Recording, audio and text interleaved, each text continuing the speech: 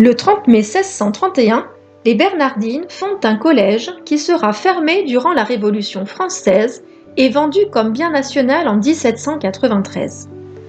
Les bâtiments sont rachetés par la ville en 1802.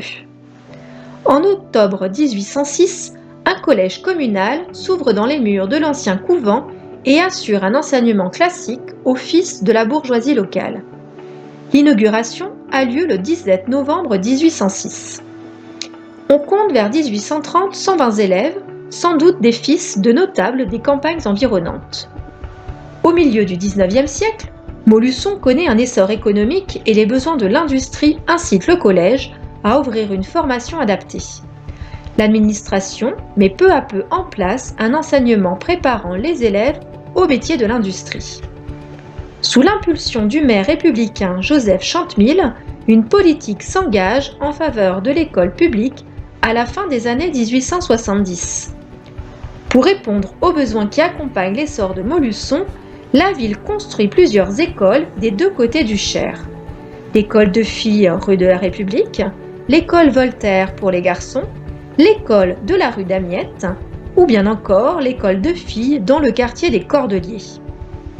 En 1879, la municipalité envisage la transformation de l'établissement en lycée national. Le 13 décembre, ce projet obtient l'accord de Jules Ferry, ministre de l'Instruction publique et des Beaux-Arts, avec lequel Joseph Chantemill entretient de bonnes relations.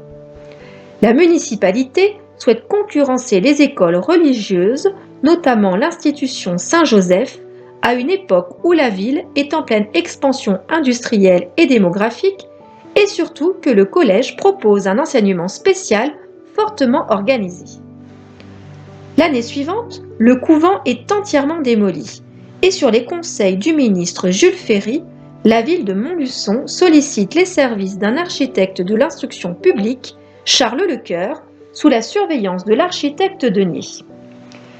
La première rentrée s'est effectuée le 9 octobre 1883 et l'inauguration le 2 août 1884. Le nouveau lycée dispose dès lors d'une surface de 20 000 m² sur un terrain triangulaire longeant la rue des Bernardines et la future avenue Jules Ferry. Malgré les difficultés que présente la forme du terrain, Charles Lecoeur conçoit un plan parfaitement bien distribué, comprenant une cour d'honneur bordée par des galeries couvertes, des salles de classe, un réfectoire, des laboratoires, des préaux, différentes cours de récréation, ainsi qu'un grand internat. Le lycée de Montluçon est implanté en plein centre-ville, à proximité de la gare et de l'avenue qui conduit au lycée. L'entrée est marquée par un arc en plein cintre que surmonte un fronton sculpté, orné de palmes autour desquelles vient s'enrouler un phylactère portant l'inscription Montlucens inter montes et au centre, entouré d'une couronne de lauriers, un blason représentant les armes de la ville. L'appartement du proviseur se trouvait au premier étage, ce qui lui permettait de pouvoir surveiller les allées et venues des lycéens. Élevé dans la cour d'honneur en 1921, le monument aux morts est dédié à la mémoire des professeurs et des élèves victimes de la Première et Seconde Guerre mondiale.